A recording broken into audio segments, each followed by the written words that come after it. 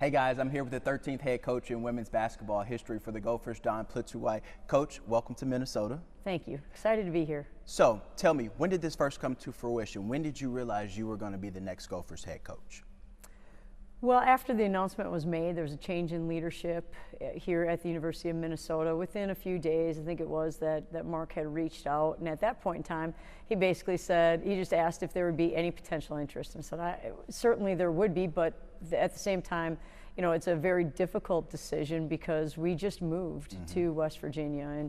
And at the same time, we told him we have a team to focus on, a team to coach, and he was very respectful of that. And so then we didn't have a decision. If the decision or the offer actually came on after the night after our NCAA tournament loss. So, you know, certainly a quick turnaround, and that made it really challenging. But at the same time, these young ladies here at the U have been waiting for a coach too. And so I told Mark on the night of the NCAA tournament when he extended the offer that we needed at least a night to sleep on it, talk to our family about it, and then on Saturday morning, called him up and said, I'm ready to do this. So then Saturday afternoon, we were on a flight here. And so, you know, in the meantime, spend time with our young ladies there and inform them and our administration, you know, and so that was certainly challenging. And now we're here, and it seems whatever it is, 4 or 5 days in at this point in time, and it's full go.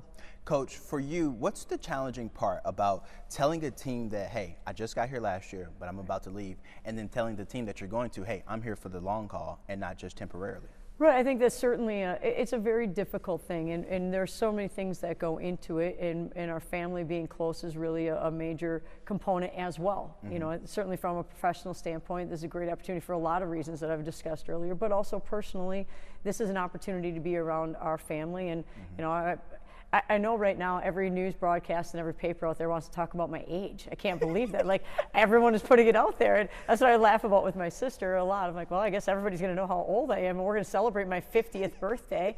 It's not a surprise, you know, but 50th year of being alive for a long, for the whole year, I guess. But a part of that is that, you know, both my parents and my husband's parents are close enough now that we can actually be around them and see them. But the challenge is certainly it's a game or a day of many emotions. You know, there's an opportunity to tell some young ladies that this is not something that we planned on, but it's something that came, and here are the reasons why. This is something personally that is a good situation, but feel for them because they just went through that. You know, they went through it the year before, and that's really hard.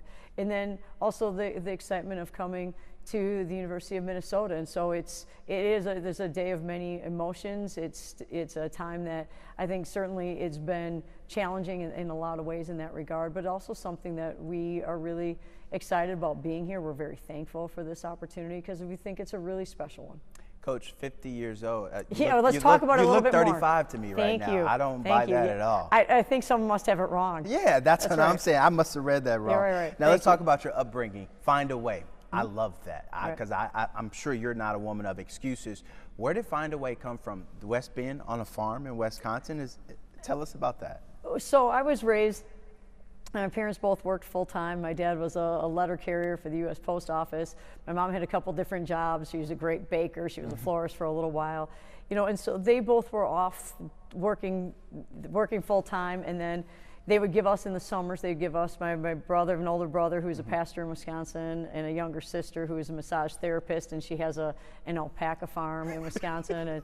And so when we were kids, my parents would go off to work, and then they would say, okay, here's your list of chores that you have to do. And you know, we knew when they'd be home, like say it's 4 o'clock. And so we'd look at that list of chores, and we'd probably wait till about 3:30 to get started. We had fun the rest of the day, and then get things done at that point in time. But I think there's a lot, you know, from how I go about doing things now is based upon, you know, it's not necessarily always the way you think it's going to be. You know, we use the example in the press conference. We'd have machinery that would break down, but we still have to get the crops off the field before it rains, before whatever it is. We have to get the job done, and so we have to go borrow a neighbor's corn picker. We had to go fix this. We had to fix that. So we, you know, find a way. I think is something that probably is from that that background that we have, and I'm certainly very thankful for that. But I also think the other expectations for us within our program, you know, a lot of based upon how you've been raised and how you've, you know, I think my mom is probably an eternal optimist, you know, and so I think there's a lot to be said. I think there's a lot of times that I kind of feel that that way and have them kind of guiding me still. Absolutely. What kind of farm was it that you grew up on? What animals, what type of work did you do? So we did a lot of cash cropping because they worked for, you know, certainly full time.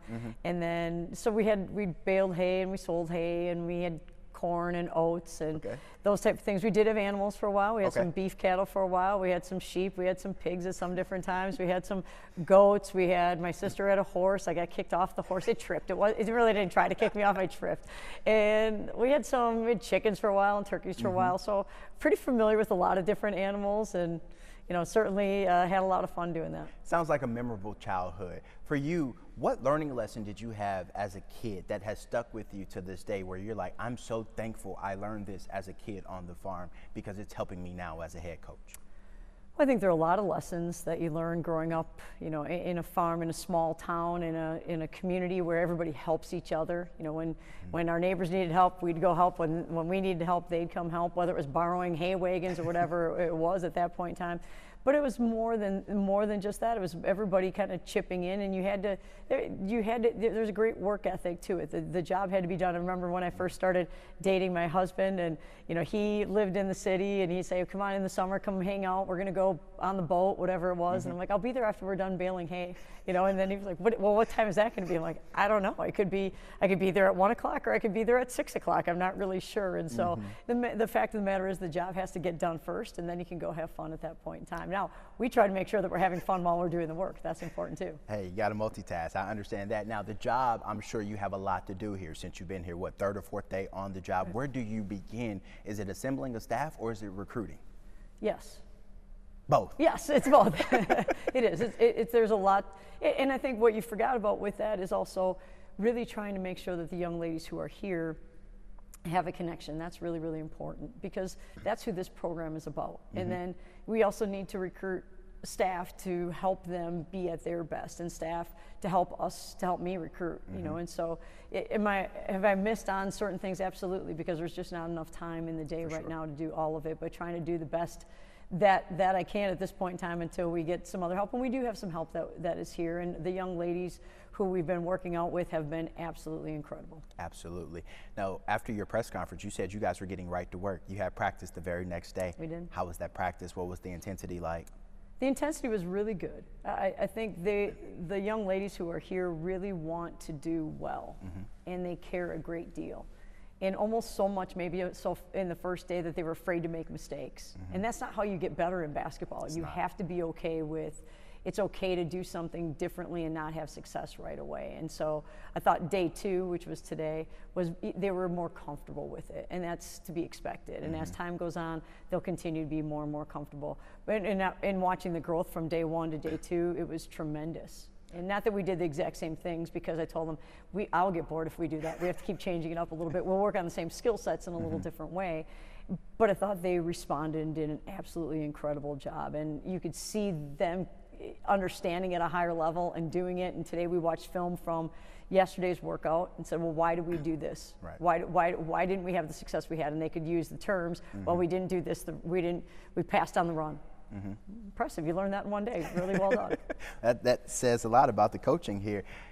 Speaking of coaching and your background, all you do is win. When I looked at your resume, you have a long history of winning wherever it is that you go. But when I watch you, you have this smile that is so warm and welcoming. But I'm sure inside that locker room, inside that huddle, you're tenacious. How are you able to turn it on and really coach these girls the way that they should be coached in 2023? Because I understand that coaching now is a lot different than coaching 15, 20 years ago. Well, I think it's important to have fun at doing what you're doing. We're not afraid to work. We'll go to the lake when the hay is baled. We'll be done when the hay is in the barn, literally. Then it's time to go do that. It's time for us to attack the job at hand and be the best that we can at that. But why not have some fun with it at the same time? And so I think it's important that that our young ladies have a great deal of energy to do what we're going to do. It's a really long year. It's important that we have fun doing what we're doing. We have to enjoy it. But at the same time, I also think this from in studying how athletes perform at their highest level. They really need to be, as an athlete, to perform at your very best. You really need to be relaxed. Right. Well, it's hard to be relaxed if you're someone's getting out. It's a lot easier to be relaxed if there's a smile in the huddle, if there's a high five, if there's a teammate encouraging you. And that's what's been also really neat to see is these young ladies who are here in our first 2 workouts, they're excited for each other. When their teammates have success, they really are thrilled about that. They want to help each other continue to get better. My question for you is, you've been to the postseason at every school that you've been a head coach at. How do the Gophers get over that hump and get back to the postseason and have winning seasons that you're used to? It's important that we get better today. You know, and I know that sounds like coach speak, but what I told our team today is we have to be okay with being uncomfortable right now because it is new.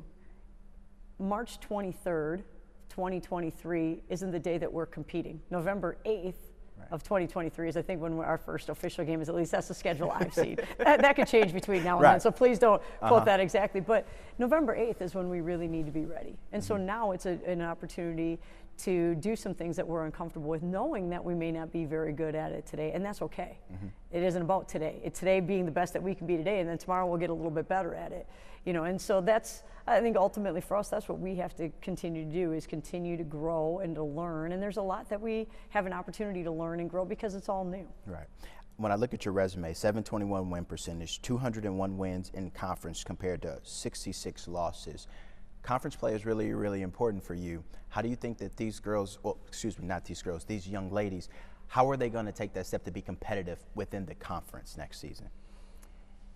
I think your non-conference has to set you up for that. The way you practice every day does. The way you compete every day has to get you ready for that. Your non-conference has to get you ready for that.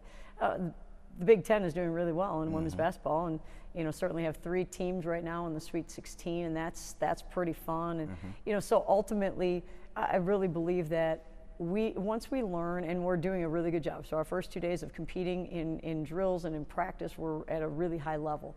And our goal is to use that, or use how we compete every day, and we explain it to them. This is why this is our goal. This is why the numbers are the way they are. We shoot 10 out of 12. We shoot 12 free throws, and there are 2 players shooting, so 6 each. That's not a lot of free throws, but every free throw counts.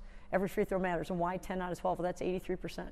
Well, 83%, if we shoot 83%, the best team in the country this year shot between 80 to 81%.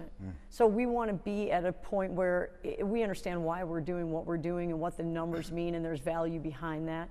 And so those are some of the things that we try to do to help us take care of what we can control right now. We can't control who we play. We can't control what our schedule is in the Big Ten. We have 0 control over that. We can't control what days of the week we play. We can't control if there was a blizzard and we don't have a lot of fans. We can only control what those numbers look like and how we can be our best on each day and see where that leads us.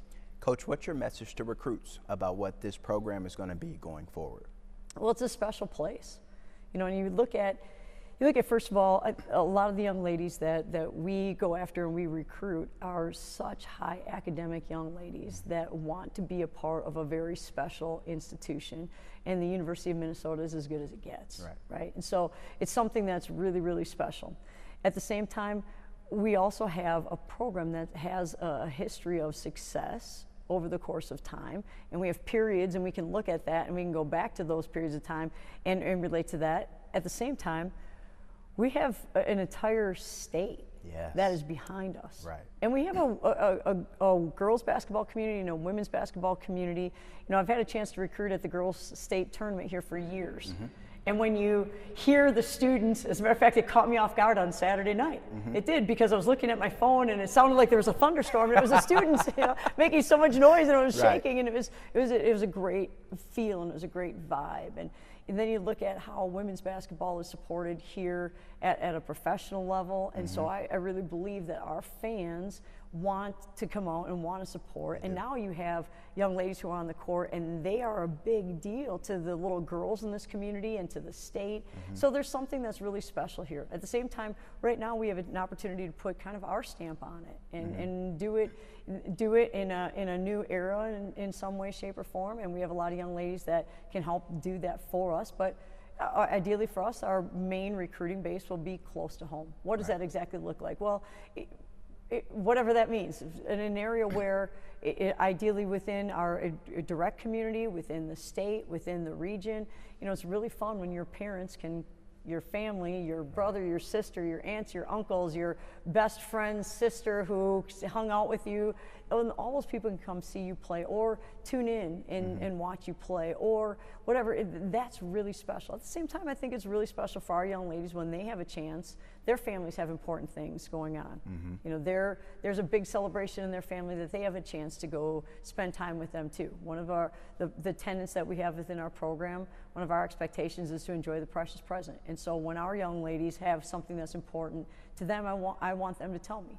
Because that's something I want them to be able to take advantage of. And when you're relatively close to home, you have a much better chance of taking advantage of that and doing that than having to do it over long distances or Zooms or FaceTimes or those type of things. And speaking of staying close to home, some really, really good basketball players to come from here. Paige Beckers, Tessa Johnson, who's going to South Carolina next year. How important is it for you to keep those girls in this state moving forward? Well, it's ideal. That's ideally what we want to do, we need to do. At the same time, what I also want those young ladies to understand is that it's all about fit.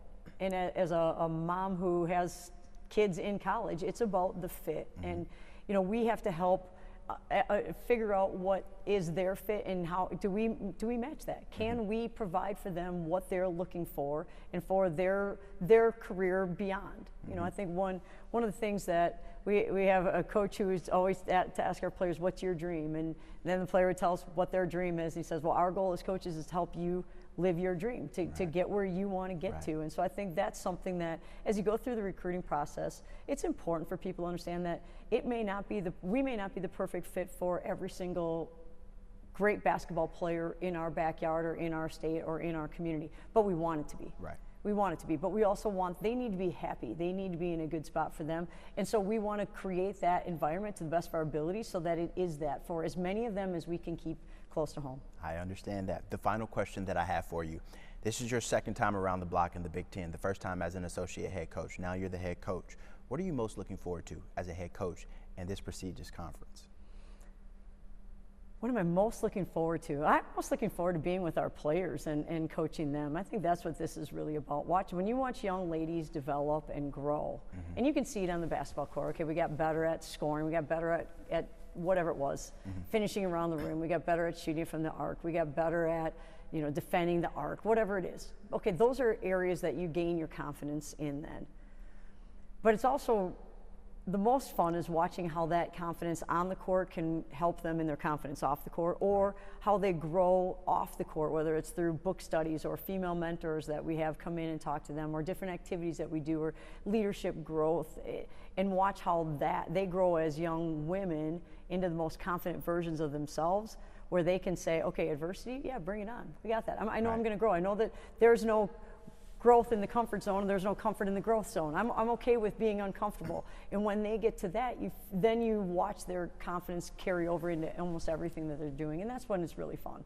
Coach, you have me fired up, ready to run through a brick wall. I said that on TV the other day, and I don't play basketball anymore, so I think the state of Minnesota is in good hands right now. Well, thank you. I appreciate that. Please don't run through brick walls. I won't try. I won't try.